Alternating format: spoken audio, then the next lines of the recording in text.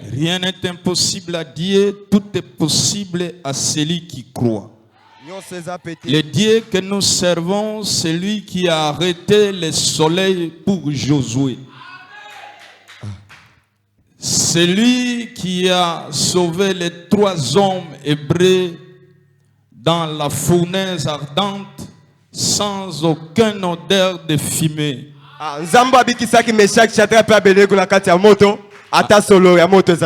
Rien n'est impossible à Dieu. Tout est possible à celui qui croit. Il a fondu la mer Rouge pour Moïse. Il a transformé l'eau à un valet sec.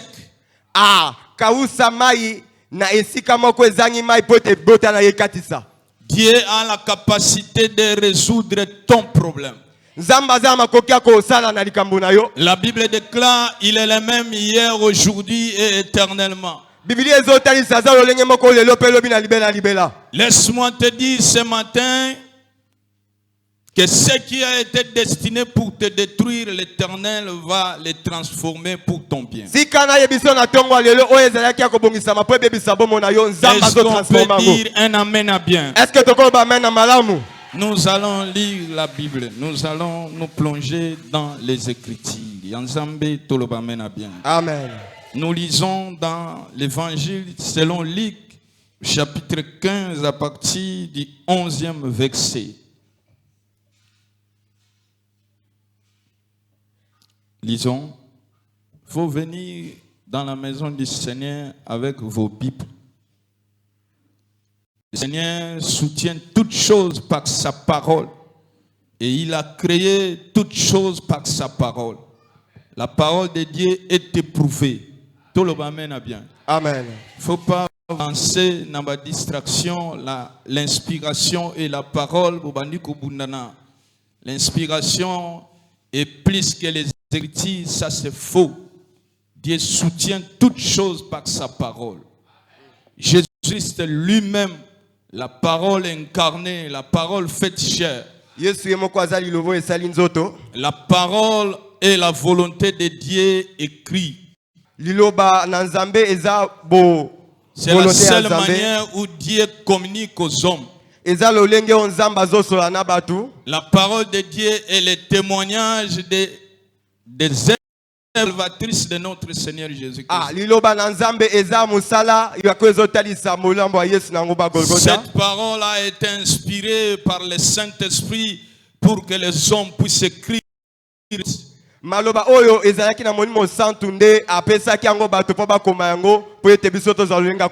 Alléluia. Amen. Voilà pourquoi l'apôtre Paul pouvait dire maintenant je te recommande à la lecture de la parole.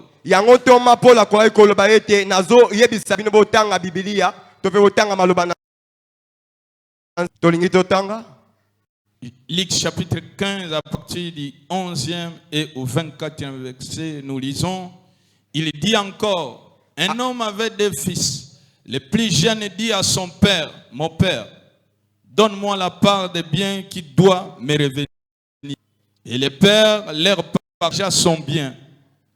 2 jours après, le plus jeune fils, ayant tout ramassé, partit pour un pays éloigné où il dissipa son bien en vivant dans la débauche.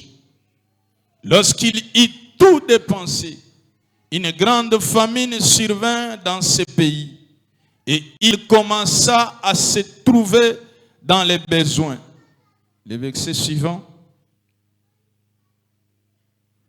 Il alla se mettre au service d'un des habitants du pays qu'il envoyait dans ses champs gardant les pourceaux. Il aurait bien voulu se rassasier de caouches que mangeaient les pourceaux, mais personne ne lui donna. Étant rentré à lui-même, il se dit, combien de mercenaires chez mon père ont du pain en abondance, et moi ici, je meurs de faim. Je me lèverai, j'irai vers mon père, et je lui dirai, mon père, j'ai péché contre le ciel et contre toi. Le verset suivant. Je ne suis plus digne d'être appelé ton fils. Traite-moi comme l'un de tes mercenaires. Et il s'éleva et alla vers son père. Comme il était encore loin, son père le vit et fit ému de compassion. Il courut se jeter à son cou et le baissa. Le fils lui dit, mon père, j'ai péché contre le ciel et contre toi. Je ne suis plus digne d'être appelé ton fils. Le verset suivant. Mais le père dit à ses serviteurs, apportez vite la plus belle robe et l'en revêtez, mettez-lui un anneau au doigt et des souliers aux pieds. Amenez les veaux gras et tuez-les. Mangeons et réjouissons-nous, car mon fils que voici était mort et il est revenu à la vie. Il était perdu et il est retrouvé. Et ils commencèrent à se réjouir. Acclamons pour le roi des rois. Assoyons-nous dans sa présence. Père, nous te disons merci pour la grâce que tu nous as accordée encore ce matin, de nous trouver devant ton peuple afin de parler de ta part. Ouvre-moi par une onction fraîche, parle à ton peuple. Utilise-moi puissamment au nom de Jésus. Amen.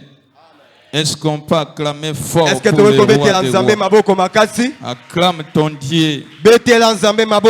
Aujourd'hui, on voudrait partager sur l'amour inconditionnel de notre Dieu et sa capacité de résoudre des problèmes. Il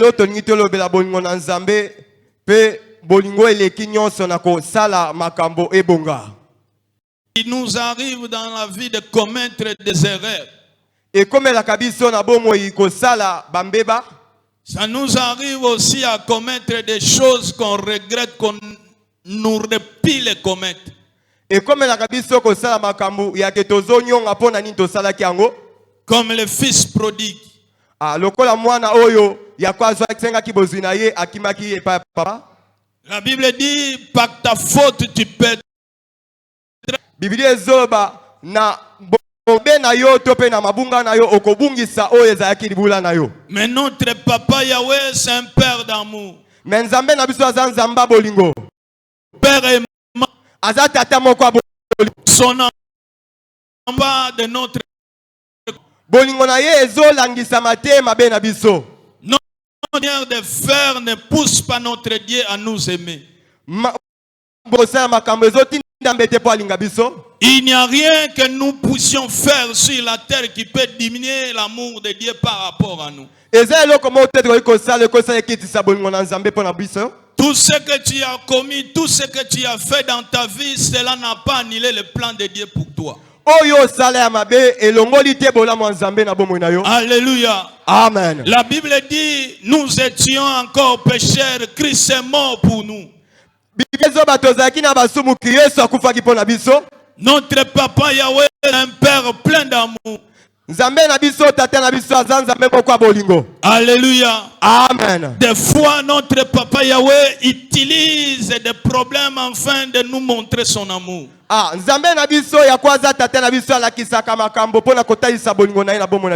n'y a rien que nous puissions faire pour que papa Yahweh puisse nous aimer plus que les autres. Il nous aime de la même amour. S'il ne nous a pas refusé de nous donner son fils unique, qu'est-ce que papa Yahweh ne peut pas nous donner? Acclamons le roi de gloire.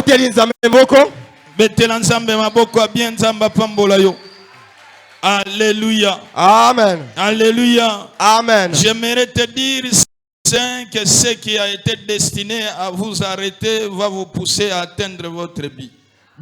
ete papa azolo bana biso oyo ezalaki ekanga yo po empêcher bolamu nzambe na bomona yo na tongo lelo ezokoya. Ce n'est pas votre faute de vous trouver à terre. Ce n'est pas votre faute de vous à terre. Eza ma faute na yo te pona na mabele. Eza mabe na yo te po mikuto kwei na se. Amen. Mais c'est de votre responsabilité de vous relever. Eza etinda pona ngana yo to telema soki to kwei. Ce n'est pas de votre faute que le diable puisse vous attaquer. Eza faute na biso te poto munguna satana akwesa biso to pa bundisa biso. Mais c'est de votre responsabilité de vous lever afin de chasser les démons. Mais tinda na biso eza to telema po ete to benga na milima be. Ce n'est pas de votre faute de manquer l'emploi aujourd'hui. Eza faute na biso te akozanga mosala lelo. Ce n'est pas de votre faute de manquer le mariage aujourd'hui. Eza faute na biso te kozanga libala lelo. Ce n'est pas de votre faute de manquer les enfants aujourd'hui. Eza faute na biso te kozanga bana lelo. Laisse-moi te dire que c'est de votre responsabilité de chercher l'Éternel pour que votre problème soit résolu. Le Dieu que nous servons, c'est celui qui met un bébé dans le ventre d'une femme.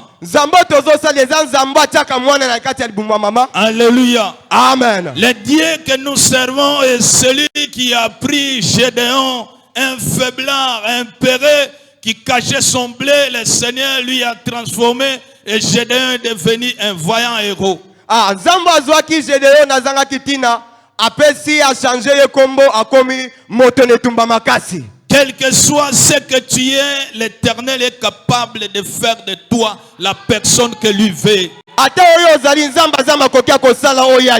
Alléluia. Amen. Acclamons le roi de gloire. Prends ta responsabilité en main. La femme à la perte de sang. Alléluia. Amen. Marc chapitre 5 à partir du verset 25, la Bible dit elle avait tout dépensé. La femme, ce n'était pas de sa faute de se trouver dans une situation où elle ne faisait que couler le sang.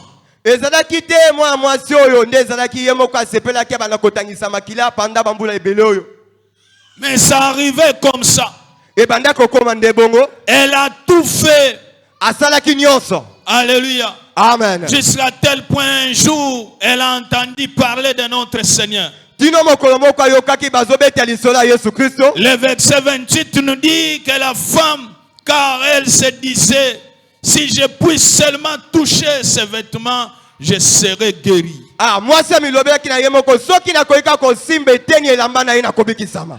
La femme a pris la résolution et la responsabilité de changer son histoire.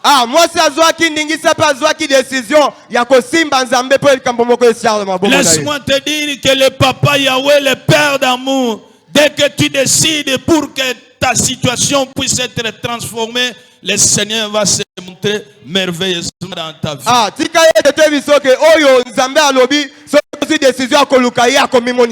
Alléluia. Amen. Ne parlez jamais mal contre toi-même.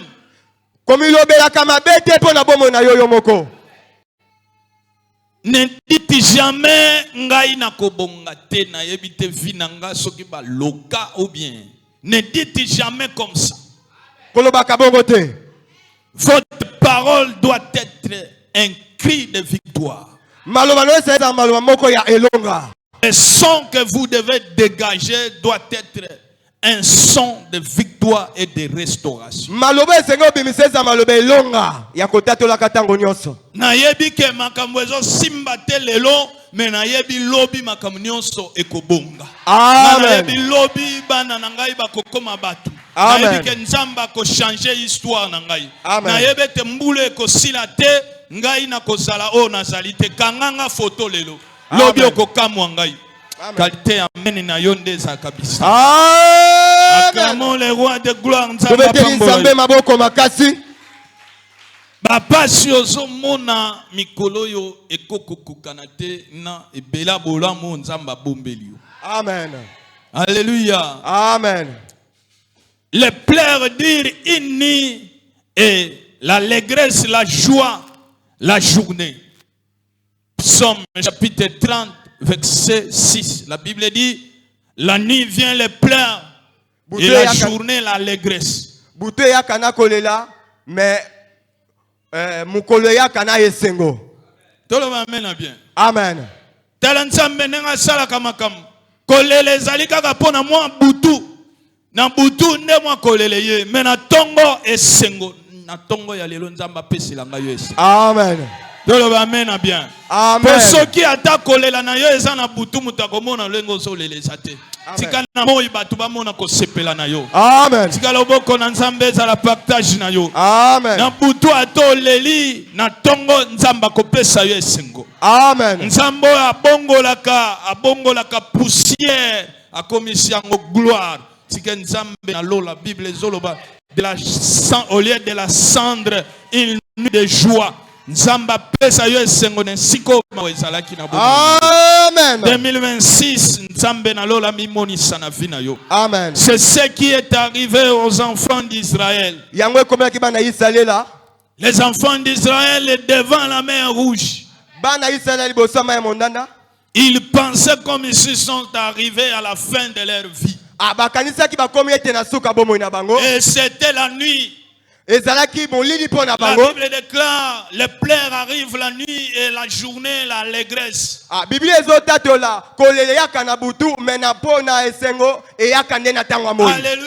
Amen. Les enfants d'Israël devant la mer rouge, Exode chapitre 14, à partir du verset 21, verset 22.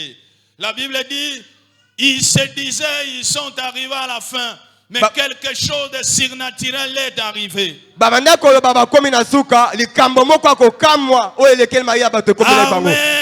égyptien derrière, devant eux, c'était la mer rouge.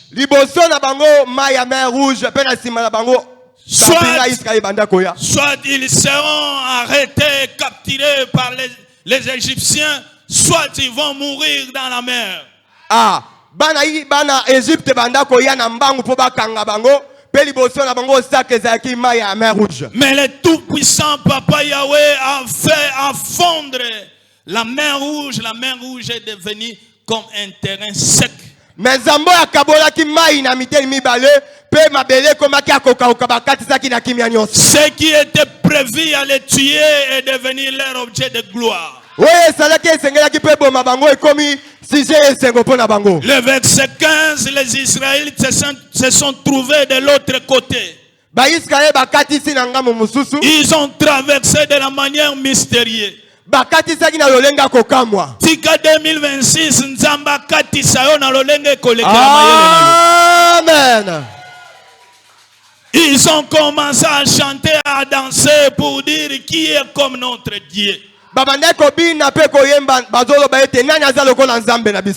le tout-puissant Papa Yahweh a bomi l'Égyptien nyonso na mai. Amen. Tika bao nyonso balandi yo tina février nzambe na lola asila na bango. Bakufa na mai. Amen. Qualité amen na yo ndeza bisa. Una nyonso balingi kotika yo te nzamba sila na bango. Amen. Na binzamba sila na bango. Amen. Bango nyonso nzamba cholisa bango na mai. Amen. Wete ye yawe nde azali mokeli ya biloko nyonso. Amen. Lobeyanga amen eleki wana. Amen. Soki balingi kotika yo te, soki balingi kotika musala na yo te, soki balingi kotika bana na yo te, soki balingi kotika étoile na yo te, nzambe na lola acholisa bango nyonso. Amen. Tikete balala bala mukali susute. Amen. Qualité amen na yo nde ezalaka bien. Amen. Betela Yesu maboko makasi nzamba pambola yo. Oyo ezalaki pona eboma yo nzamba azobongola yango ekoma sujet na yo ya kokumisa nzambe. Amen. Nzoka ndo kanisaki ete ngai makambo ekomeli nga pona nini? Nzoka nde ezali moyen ya transport o nzamba kotisaki yo po etomona loboko na ye. Amen. Bible lobi, la gloire de la seconde maison sera plus grande que la gloire de la première maison. Bible zo ba nkembo mibale ekoleka nkembo liboso. Tika nzamba sepelisa yo deuxième tour okoleka ko sepela nyonso yo sepela na fina yo. Bolamu na nzambe za la partage na yo. Amen. Ne doutez jamais à la capacité de notre Seigneur Jésus-Christ à résoudre n'importe quel problème. Est-ce qu'il y a quelqu'un qui doute de la capacité de Dieu à résoudre? On dirait bandeko bayoki bien te na lobi, est-ce que ça na mutu azo douter que ça na makamususu nzamba salaka te? Est-ce que oyebi ke nzamba salaka nyonso? Amen. Peloko mon côté lemba na kaye. Amen. Ba koki ko lemba na eloko te. Amen. Nzambe église oyo, nzamba la grâce divine. Nzamba pasteur Ezekiel akobuzwa miku kauka. Amen. Na bi mikuwa na ye kauka nzamba kolati sango nzoto. Amen. Oyo balobaki ko simba lisusu te ko simba na kombo na Yesu. Amen. Mais qualité amen na yo nde ezalaka bien te. Loba amen ya bien nzamba kombola yo. Nzamba ko se manifester dans ta vie merveilleusement. Amen. Le vendredi, nous avons dit que notre Dieu, c'est un Dieu qui a arrêté le soleil pour Josué, son serviteur. Mukola vendredi te lobaki ete nzambe na biso aza nzambe atelemisaki moi mpo na Josué alonga etumba. Il n'a pas changé.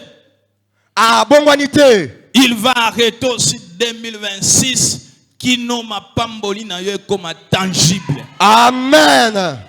Tout ce que tu as attendu longtemps, 2026, le Seigneur va te le donner. Nyoso zelaki kana 2026 nzamba kopeso yango. Bongisa motema na yo tika kotala bipai na bipai. Zala concentré, tale la papa Yahweh à résoudre le problème. Amen. Qualité amen na yo nde lipamboli na nzambe zo ya likolo na yo. Amen. Qualité amen na yo loboko na nzambe nde zo mona yo. Amen. Le Dieu que nous servons, c'est un Dieu puissant. Nzambo tozo sali aza nzamba za nguya. Un jour, on a arrêté Paul et Silas. Mukolo moko bakangaki Paul na Silas. Paul et Silas, ils ont mis Paul et Silas dans la prison. Batie Paul na Silas na kati ya boloko. Au lieu que Paul et Silas puissent se demander, mais qu'est-ce que nous avons fait du mal pour qu'on nous mette dans la prison? Paul na Silas baboya ki ete bamituna na bango moko nini basali ya mabe. Au lieu de se lamenter, mais Paul et Silas se trouvaient dans la prison. Ole bamituna mituna bamikuti na kati ya boloko. Ils ont commencé à célébrer, à chanter la gloire de notre Seigneur. Le Dieu que nous servons a ouvert les portes de prison à minuit pour Paul et Silas. Est-ce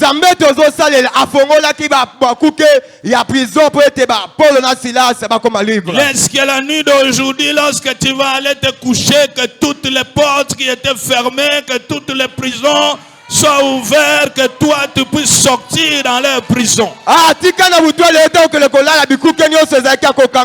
Le Dieu de la libération puisse te libérer dans des chaînes invisibles des mondes des ténèbres. Que les prisons invisibles, que leurs portes soient ouvertes, que toi tu puisses sortir. La Bible dit que c'est pour la liberté que Christ nous a franchis.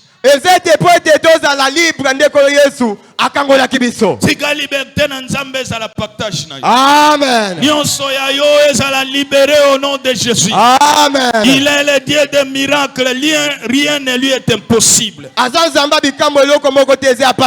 Alléluia. Amen. Même si on mimoni kengana tangate, même si on mimoni kengaina kokate. Laisse que le Dieu qui donne la capacité, la valeur aux hommes, appelle ça yo valeur na miso ya batu. Amen. Olamu na nzambe za la partage na yo. Amen. Alléluia. Amen. Il y a un petit Gédéon dans la Bible. Gédéon se cachait. Il faisait son blé en cachette.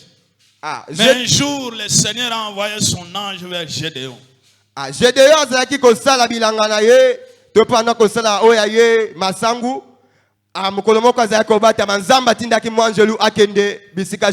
Alléluia. Amen. Le Dieu qui est capable de transformer ton nom et te donner la qualité avant même ta compétence. Amen. L'ange de l'Éternel est venu dire à Gédéon, Gédéon, toi tu es voyant héros. Alléluia. Gédéon a dit que comment moi je peux être voyant. Gédéon lobi lolenge ni ngana koza le lombe netumba. Moi le plus petit. Nga mutu amoke. Et ma famille est le plus pauvre de Manassé. Libota langa mikuti, libota moko amoke pe ya pasi na katikati ya Manassé. Lorsque notre Seigneur Papa Yahweh veut faire de toi quelqu'un, il ne va pas demander tu as pris quelle formation. Ah, kolo Yesu tanga sali kamona bomo na yo akotuna te uti na libota nini. Il fait toutes choses bonnes selon sa volonté. Asala kalikambo nyonso lolenge ya lingi pe asepeli. Laisse que le Seigneur puisse transformer et changer votre histoire. Sika ete kolo Yesu abongo la histoire avina yo. Nalobi nzambe ya bongo la makamu na libota na yo. Amen. Bozanga ki mutu na famille nzamba komisa yo mutu ya famille ndezala yo. Amen. Betela Yesu na biso maboko makasi voyant ero loboko na nzambe ezala partage na yo. Alléluia bana na nzambe. Amen. Alléluia bana na nzambe. Amen. Le Dieu tout-puissant qui fait des choses incompréhensibles. Nzamba makoki nyonso asalaka makambo elekelaka mayele ya bana na bato. Il a la capacité de résoudre n'importe quel problème. Aza makoki akosala o nyonso yako bato balembani nango. Le Papa Yahweh que nous servons, le Dieu que nous servons, c'est lui qui a guéri Doksa Mutaka de la maladie opérationnelle, mais le Seigneur lui a guéri sans opération. Ah, Nzambo tozo salela yenda salela ki notre frère Dosa ya kwaza ki na problème opération. L'échographie avait montré que nécessairement on devrait opérer les petits. Ba machine mingangela kisaki ete sengeli ki baleka na mbeka. Tope ba fongola ye ba bimisa maladi na nzoto. Et la tante Béa en tant qu'infirmière de formation, elle aussi était convaincue que la solution pour son cas devrait passer par une opération. Ah, tante moko azamunganga ye pa lobaki ete likambo esengeli ka ba minganga ba intervenir ka ba pasola mwana. Ils ont cherché à me convaincre. Leur maman était déjà convaincue que le petit devait être intervenu. Babande koluka basale ete ba ndimisa pasteur andima pour ete likambo opération esalema. Mais le Seigneur m'a dit, mon fils n'accepte jamais. Moi, je suis le Jéhovah Rapha. Amen. Zamba yebisaki pasteur andima likambo wana te pour ete aza Jéhovah Rapha. Alléluia. Amen. Le Dieu tout capable, le Dieu qui a des possibilités illimitées. Nous sommes rentrés à la maison avec les petits Doksa et le Seigneur a intervenu jusqu'au jour d'aujourd'hui. Le petit n'a jamais été opéré et le petit est en bonne santé, en forme. Ah, mwana zonga kinanda kukoloba ete Nzambe yemoko azwaki likambo pe intervenir kino lelo mwana leki na sala opération. Acclamons le Dieu tout puissant. Acclamons le Papa Yahweh. Acclamons le Papa Yahweh. Il a la capacité de résoudre tous les problèmes. Azama kokia kosala makambo nyonso. Même si yo zana musala te nzamba zana makokia ko pesa yo musala. Amen. Alléluia. Amen. Nzamba ana makokia ko pesa yo libala ya malonga, pesa mobali ya bien ya bikisi yo na famille na bino. Amen.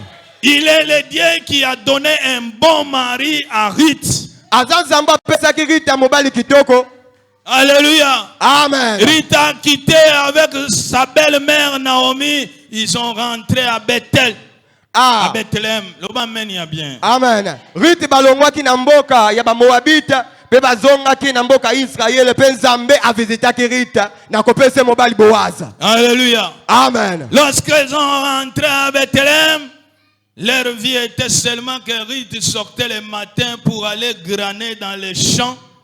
Chercher de quoi manger, sa belle-mère était encore vieille, elle restait à la maison. Ruth partait chaque jour pour trouver quelque chose de quoi mettre sous la dent. Ah, lolenge lokola Naomi azangaki makasi akomaki mukolo. Ruth nde Naomi pardon abanda kokende atindi mwana oyo akufela mbali. Atindi akende na bilanga Boaz akende ko lokota o ba déchet pour te bango balia. Alléluia. Amen. Comme toi, tu penses comme si ta vie est limitée.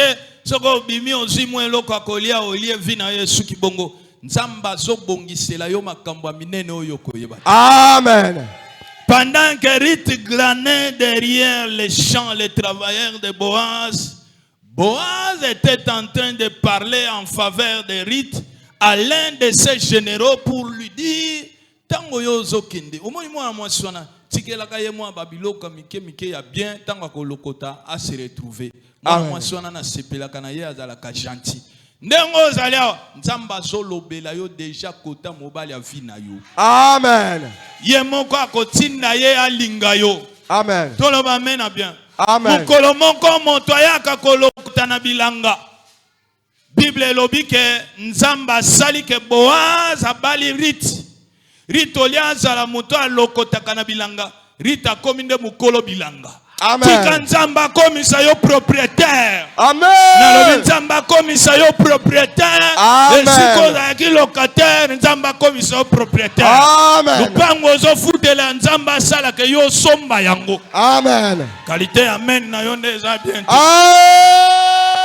Moto wana bapesaki yo kobulaka kolo na ngwa yebisa yo nalingi nateka moto yo lukelanga mutu asomba nzoka nde mutu yango eza yo yo moko sombe yango obani kolia na mbongo versement. Amen. Qualité amen na yo nde eza bien te. Amen.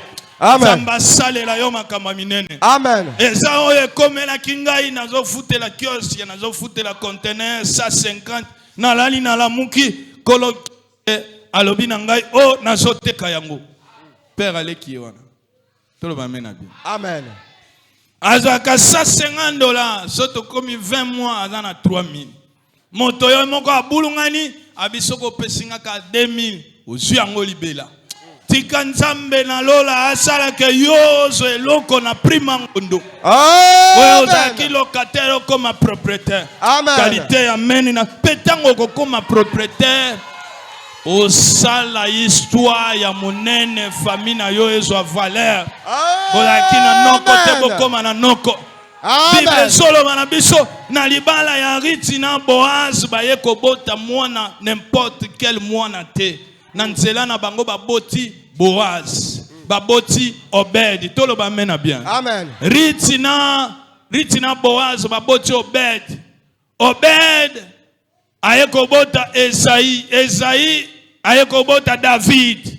Tika nzamba salete na nzela na yo bato minene babima na famille na yo. Amen na yo ndeza bien te.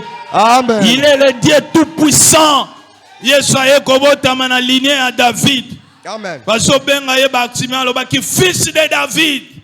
Fils de David wana koko na ye awutaki wapi? Koko na ye azalaki muto abanda kolokota biloko babuaka.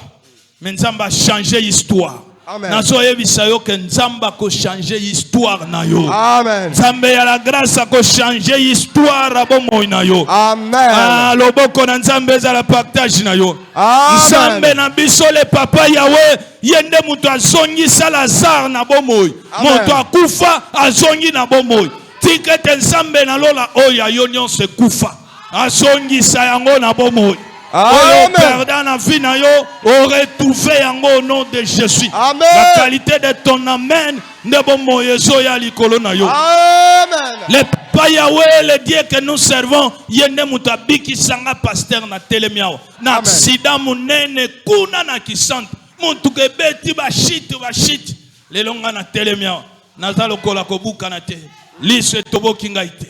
Nzamba batelinga patikinga na bomoy. Tika nzamba sauve yo na nyonso oye koki koboma. Nzambe na bomo ya batela yo. Abimil tombera à ton côté, 10 000 à ta droite, mais tu ne seras jamais atteint. Amen. Alléluia. Amen. Ba plan nyonso bakosala ata babwaki bitabe na nzela, ata babwaki ba matiti na nzela, yo la yo eloko te. Amen. Nabi yo ekosala yo eloko te po nzamba zoko batela yo. Amen. Azadini ya kobatela yo nzambo yo nazali koteya yo. Amen. Ya nzambe toloba amen ya bien. Amen. Nini nzamba koki kosala te balinga mina ngai. Mwa fona yo ya muke soki Yesu akoti kuna. A multiplier yango. Tika nzamba komisa yo millionnaire. Amen. Nzamba komisa yo milliardaire dans ba monnaie nyonso. Amen. Okoma milliardaire, okoma millionnaire. Amen. Mukolo moko bayela Yesu Masia. Kolo Yesu, il était en séminaire.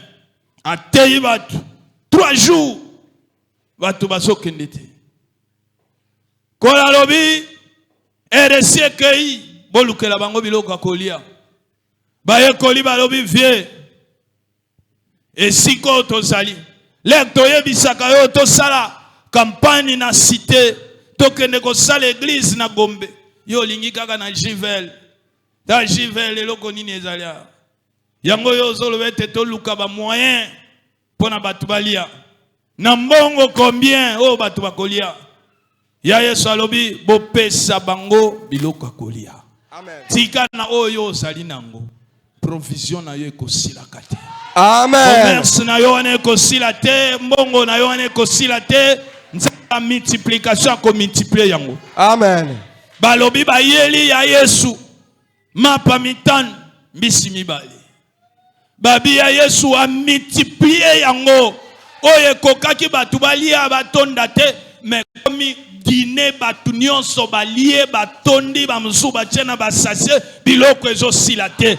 Ticket de provision divine à la partage na yo. Amen. 2026 ya yo bitunga etonda. Amen. Amen na yo ndeza biente. Zambo na zote yo. Il est capable de résoudre tous les problèmes. Na bolingo na ya ko résoudre makambo na yo nyonso o le bana yo. Oza impossible. Osana Zamba kotalisa yo ete ya zali nzambe akosongisela yo yango pe akosongisela yo akoleka. Amen. Mwana ayaki na 5 mapa azozonga na sase viva ya mapa 35 mapa. Mama ne alobi oyibi mapa wapi? Tika batuna yo makambo za nango eza normal te. Babenga yo zali ndoki me Yesu Masia nde mutazali kosala kati na yo. Amen. Kalite amen na yo nde bolamu na nzambe ezo kita likolo na yo. Alléluia. Amen. Nzambe nazotea yo azongisa mwana ya veuve ya Sarepta na bomoi. Amen. Alléluia. Amen. Oyo nyonso ekufa nazoyebisa yo. Toki libala no ekufa nzamba kozongisa. Azongisa wana te apesa yo ya bien koleka. Amen. Aloba amen ya bien. Amen.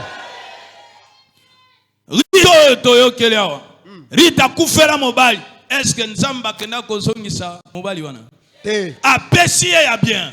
Nazo ebisa yo résurrection ezali possible. Amen. Nzambo ozoluka. Nzambo tozo salela. Yesu Masia. Le papa Yahweh, le plein d'amour. Atonda bolingo. Amen. Mutakokani na yazate.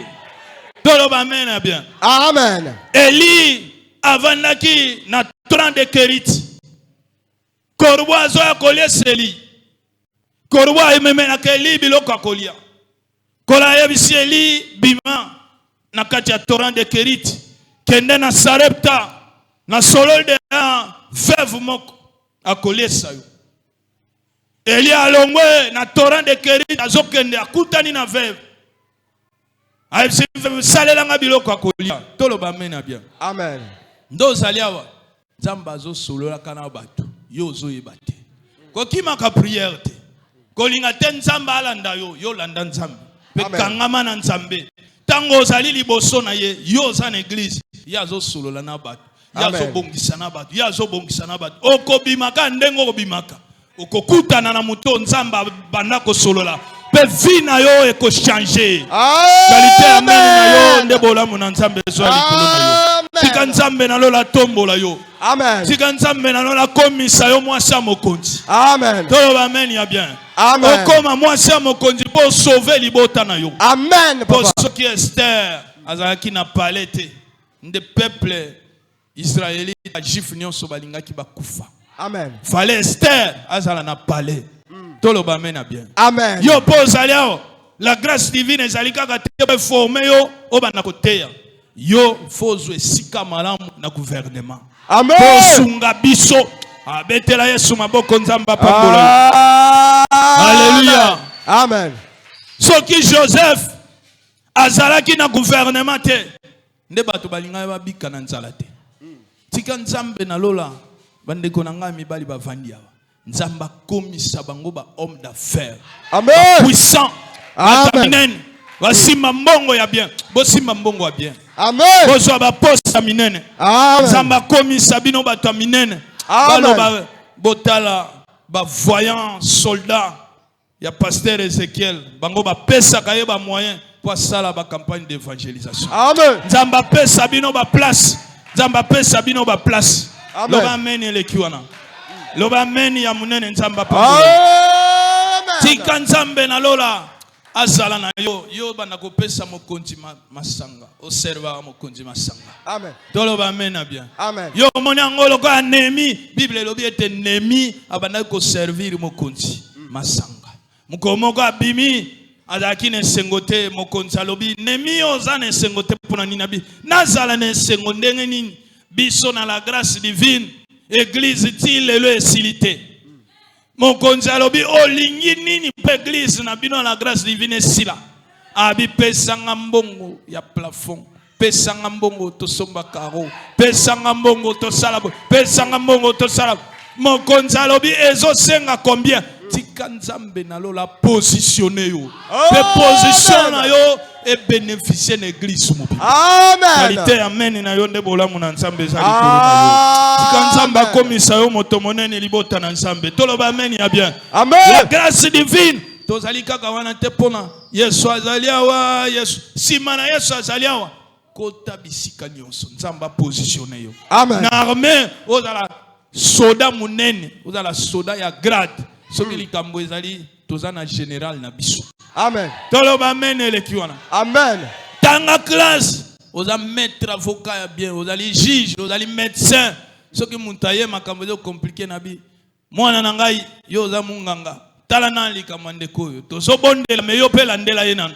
Amen. Ah tika nzambe na lola komisa bino bataminene nzamba komisa bino bataminene. Amen. Soki yo po ozali ana la prophétesse nzamba bengi yo kaka pona église sikamute yaka to sambelaka tous les jours tozali ana la prophétesse akendaka musala te yo ko bondela kaka po bana na nzambe bamona loboko na nzambe na misala na bango yo ozali awa Bible lobi le feu ne s'éteindra jamais sur l'autel. Amen. Likolo yo tel an la prophétesse intercession kosi la te yo kuna balobi ete Josué balobi Aaron a maboko likolo na Moïse kuna Josué azolonga banguna. Amen. Yo nzamba bengi yo pona intercession yo tozali na yo na intercession peuple de Dieu na ba société promotion za komata. Promotion Nicolas, promotion. Amen. Salaire Nicolas, salaire. Mission de service Nicolas, mission de service. Amen. Samba zali capable. Amen. Sala nyonso. Elo komoko elemba na kaye salakati. Amen. Tolo bamene elekiwana. Amen. Tolo bamena munene nzamba pambo. Amen. Elia ye mama bato apesi biloko akolia pe apesi ndako azovanda na kati ya ndako ya mama wana. Na ndako etage. Ndako etage po Bible lobi na chambre haute. Tika nzambe na lola longola yo na rez-de-chaussée. Nzamba komisa yo na 5e niveau, 8e niveau. Amen. Aloba amen ya bien. Amen. Ovandi to soko zana kati ya ndako zo mona eloko te. Nzamba changer vie na yo okoma pe na appartement na 8e niveau. Olie oki ovani na veranda ozo contempler film obi. Ozo kumisa nzambe. Ah nzamba komisa bino batami. Amen. Toloba menele kiwana. Molinga bilanga vie eza bien, vie eza bien. Vie eza bien. Komi limité te, ko limité pe nzambe te. Nzamba ko tombola yo ba niveau. Amen. Imaginez que yonda kuna yo eleki église de la grâce na molai. Pour église o soke des étages au matikuna ozo tala batu tout. Ozo mona tiba plaza o mona partout. Est-ce que yo nanda kuna yo o mona kesika? Yo mona banzete bandako ebombi yo. Tamba matisa yo dimension. Amen. Tamba matisa yo dimension. Rien n'est impossible à Dieu. Tout est possible à celui qui croit. Amen. Maman au veuve. Balobi si maman ngonga. Mwana ni aye kukufa. 1 roi 17. Tout le monde bien. Amen. Ah. Abengi moto na nzambe. Abi moto na nzambe. Yango yo yaki na ndaku na nga po ya kolukela nga problème ou bien. Oyaki apokanisela nga so ba souci nga na bosana. Moto na nzambe abi mama nasali nini? Abi yo yaki obomela nga mwana nanga. Tolo ba meni ya bien. Amen. moto na nzambe abangi te abibo yela ngai yelanga mwana na yo oloba mene eleki wana Amen. yelanga mwana na yo gomo tozalaki na ba frère Jires ser moko aye aisinga abi papa ngai problème na ngai na yoka na Bible ke mwasi moko atangaka makila ngande na aboye na pampense ya munene o ngana lati makila ebimaka nga chaque jour façon ezobimela ngai nazoyeba te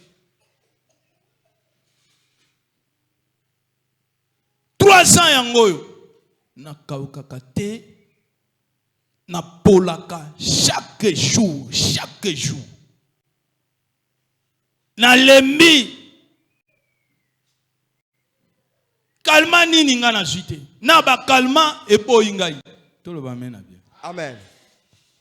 tosambela tobani kosambela tozosambela na sœur tozosambela ye pa zosambela tozosambela kangai na papa Jires na papa Didier toyebaki makambo wana tozosambela frère tosambela pona ma sœur kolo mimonisa na bandi ko rappeler nzambe sœur ayebisinga bi papa na yebite na pesa yo nini oyebike makila ebanda kobima chaque jour et comme kobima muke netu ba boule moko boya mwindo ezobima nga ndenge banda ko sopana et sopana soutenga bitu koba na prière to sobondela tala likolo muto asali na bi likolo nzamba yoka kapa asali Amen. oyebike sœur wana yebisingai papa nyonso esili soki ezalaki ata lokolo na lingana loba lakisa mais moyen kolakisa eza te toloba amen ya bien Amen. abie esili eza sute betela Yesu maboko nzamba Amen. na bibetela Yesu maboko ya mapambola Amen. na banako ya juana nazoya nakutani na papa mobali ya sœur na biso Max azoluka pasteur wapi pasteur nakomia oh papa mwasi nanga banda toyaki pasi ya koboteza te on dirait kimi papa tokende osala prière mama alobi bobengela nga pasteur na ngai ya kobondela pona ngai pasi ya kobota nyonso depuis 01 ti tokomi 18h mwasi azobota te nga moko naza munganga toloba mena bien nalingana tune yo munganga obotisa mwasi na yo nabite na ko distraire concentration tokei nazokende na bi Yesu koyokisa mosali na yo sonite omoi papa oyo faut gagner une église aya pe ko vendre sika moko na ba Dani na ba Feli toloba meni ya bien Amen. lokola mama yaka na bana ya yaka te yo fomi monisa tozokende wapi ye tukuti sœur a telemi na bi sœur nini vanda to sambela na beleli Yesu Masia na yebise papa yawe ka ndenge na yeboye nzela kobota efungwama balobaki mamoyo akobota mwana kokufa bakotia ye mbeli na longoli yango mwana yebembe na longoli ye pe na tie mwana bomoyo ndeko yo abota kaka na minito nzela kobota efungwama omoni minganga wana bazalaka loka ba protocole mais wa akobotisa ye ezala yo Yesu Masiya ozobotisa. Amen. Na lobi amen. Na ye église tobandi kosambela na bandeko bakuti bana wa déjà na ba sœur na ba frère bana na nzambe bazo sambela ngonga eleki na matimba moko na saleli nzambe musala tango na zongi makanisi na ngaka papa wana oyebike soki mwasi ni aboti te ou bien prophétie wana ba pesaki ya arobota morne oyebike père wana ko ya so église te bose wana pe ndenge pa ayembela kanzambe akokanisa pe o pasteur azana nguya te nzambe koyokisa nga sonite toloba mena bien Amen. nazoluka to gagner papa pe nazoluka sœur ami pesa oyebi sœur wana bandu mata wana zemi na ye azoyembela nzambe na bi na boy na perdre ye pe na perdre famille na ye kobanga toloba mena bien Amen. Bible lobi l'amour parfait bannit la crainte. Amen. Bolingo ya solo elongola kokobanga. Amen. Toloba mena bien. Amen. Na vandi me nazo mimona kala nazana likambo nazo continuer ko intercéder. Nzoka nde nzambo asala kalikambo saka tuna mutu. Balobi ka l'air na yaki. Amire ya yesinga bi ozalaki nano komi église te. Mwana mba moko abot. Abetela Yesu maboko nzamba pambola yo. Mwana mba moko esika azalaki pasi ya koboteza Yesu ya makasi te abimi na facilité. Amen. Tika nyonso oyo ezalaki bitumba kobundana bundana ekoma facilité na vie na yo. Amen. Qualité amen na yo nde bien te. Amen. Eli azwi mwana biyaka na mwana amati na mwana na chambre haute. Toloba amen na bien. Na chambre haute azomona nyonso. Ani ko sambela binkolo okoyo kisanga soni te. Na mwasi oyo ayambi nga lokola haute. Apesinga esika bien chambre likolo. Nazo tala batu nyonso. Na se. Bato pe batonga banako etage baninga na se. Bazaka malamu te. Toloba amen na bien. Amen. Nazo zwa vision ya batu nyonso. Bongo yo kisanga soni pona nini. Yawe yo kelanga mawa. Nzoto ya mwana oyo bomo ina ye songa. Babi maladi yango ewumela te. Maladi yango ezalaki violent. Ebemi mwana na liwa. Tango Elia senge pa ina nzambe. Nzamba yo kilo sambo. Asongisi mwana wana na bomo. Elia simbi mwana zo akokita na ye. Tika nzamba pesa ba angelu mapamboli na yo baya nango. Bakita nango ti baya ko pesa yo. Baloba mama oya yo banda koluka yango yo. Kamata ma. Betela Yesu maboko nzamba pamboli. Osimba yango to sukisa. Toloba amen ya bien. Amen. Nani oyale kinzambe na monene. O nani oyale kinzambe na makasi. Moto moko te ale kinzambe na. O zambe monene, zambe monene. Zambe makasi. Moto moko te ale kinzambe na nguya. Zambe nanga na beleli yo lelo.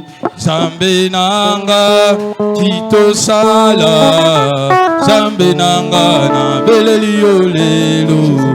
Papa nanga kito sala. Zambe nanga na beleli yo lelo. Papa nanga kito sala. Zambe nanga na beleli yo lelo.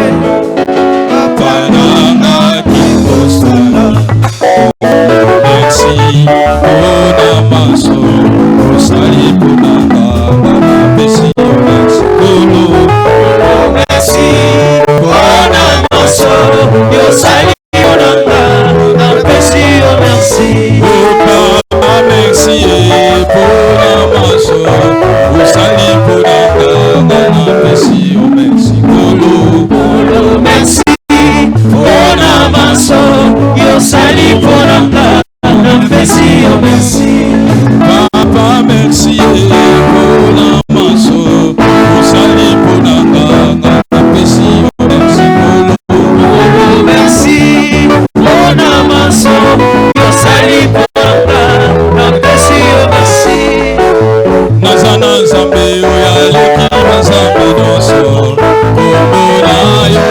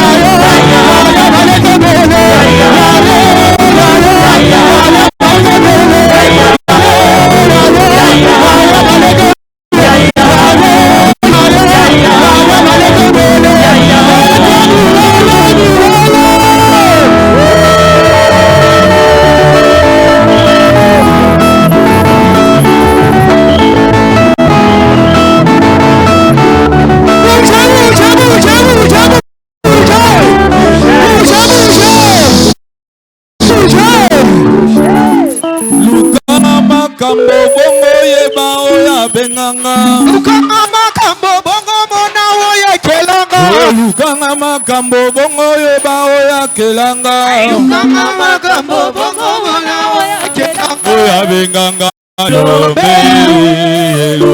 Oya benganga elobe elo.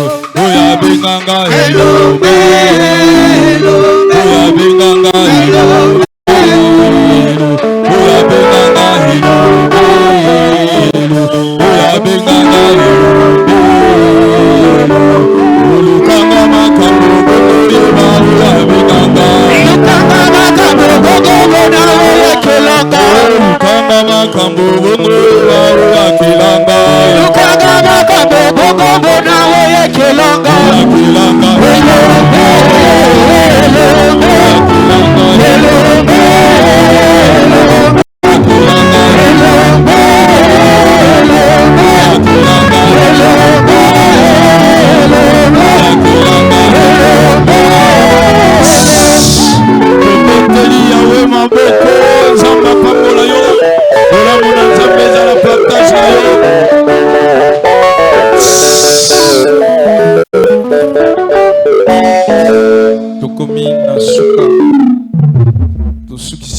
Mais tokati yao yanzambe tolo bamena te lourdeur oyo ezalaka na range oyo eza normal te tolo bamena bien ozomona bamama basi balembi age eza avance bana oyo na basali eloko te me bakokaka kotelema ata 3 minutes te ebandi lelo te esika oyo basali na nzambe faut bondela pona bano babanaka range oyo eza normal te eza na bamosusu bamalamu te baza mvute baninga batie bango lourdeur ayebisi ye otelema mpona yesu yesu nde nani yo oboyi kotelema mpona yesu obinela yesu ozoboya David mokonzi munene azokata makinu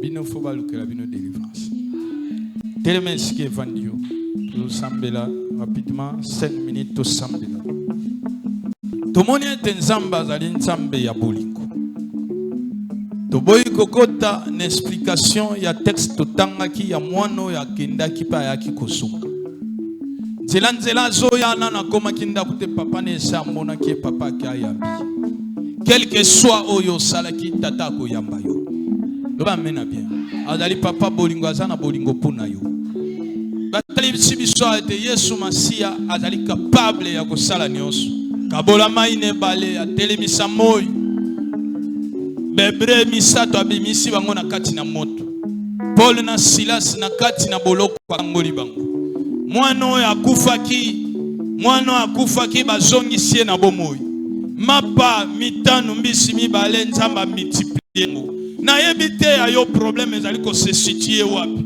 mwasi alitanga makila asilisaki nyonso yo mpe ntango mosusu osilisi nyonso monzwi eyano te yesu aza wana yebisa ye au fond de ton cœur yebisa ye posa motema na yo ya yo likambo eza na niveau nini yesu ayanola yo tosambeli na kombo na yesu masiya yo moko sambela kolandisa oyo ezali problème na yo rien n'est impossible à Dieu azongisa sar na bomoi moto basi bakundaki moto batiaki deja na tombe yesu azongisi ye enfi azali capable mpe akosalela yo makambo minene oyo ekolekela bomoi na yo yesu azali capable ya kokutanisa yo na moto ya malamu asalaki yango na Ruth apesaki ye Boaz rien n'est impossible à Dieu yebisa yawe problème na yo yebisa yawe problème na yo ozangi esika ya kolala oumeli na kilokataire nzambe akomisi yo propriétaire moto abandaki kolokota na bilanga me akomaki mokolo elanga mwasi ya mokolo bilanga nzambe ya bikamu asalela ngai yo bikamu nzambe malamu asalela ngai yo bolamu na kombo na yesu akoyoka yo ya yo problème ezali santé azali jova wafa abikisa yo quelque soit ya yo problème ezali soni elati yo Nzambe na lola alongo la soni ya bomoi na yo. Na kombo na Yesu, na kombo na Yesu. Na kombo na Yesu, na kombo na Yesu. Yo kangama ki na prison, be akuke ya prison fongwama. Au nom de Jésus. Na mona kayo lisusu te. Nzamba sale te yo comme visible. Au nom de Jésus, au nom de Jésus. La grâce de Dieu à la partage na yo na kombo na Yesu.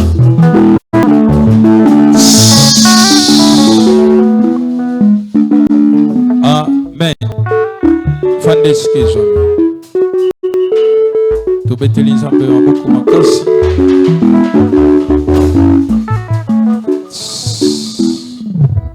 Quel que soit likambo zaki nango. Moto na moto ba pesi moto maloba te. Moto nyonso asambeli kolandisa problème na yo. Tigete Nzambo yo asila kaka te lo sambo ya molai. Yesu atelema ki na tombo ya Lazare alobaka papa na yebe oyo kaka ngai. Sala ngo pona bato batelemi. Lazare bima pe Lazare abima ki na kuta. Toloba mena bien. Eli a dressé hôtel. Alobi tata sala ba yebe te nazali musina yo. Moto uta ki likolo etumbaki hôtel mobimba. Toloba mena bien. Lo sambo na yo sali. Tika Nzambe na lola a répondre na prière na yo. Tika Nzambe na lola pambola yo. Tokomi na moment malamu bandeko bakolimbisa falende ko muso sala service offrande mais pour na ko gérer tant de bazo memela biso kitunga yo offrande rapidement kitunga yo offrande Bible zolo ba Nzamba sepela kana muto azali ko pesa na esengo na ko tindika mate simbo offrande na yo ya bien Zambo ya mitipa ki mapa pembisi akosala ke oyo pesi